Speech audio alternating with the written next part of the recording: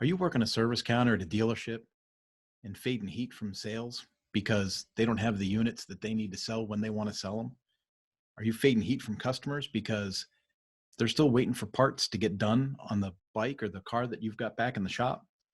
Are you dealing with technicians that don't want to do the jobs you're writing up? You got phone calls you haven't answered in a day, 2 days, and now you got follow up messages where people are yelling at you because you're blowing them off. You're not staying on top of things. I know what that's like to get behind the eight ball and not be able to seem to be able to catch up. But I also know what it's like to manage my department instead of my department manage me.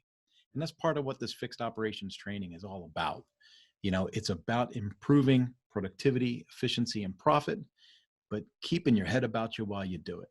And if you're at the service counter and you're feeling the stresses of things that I just indicated a moment ago, please know that there's courseware inside and there's lessons in here that'll help you get on the right path.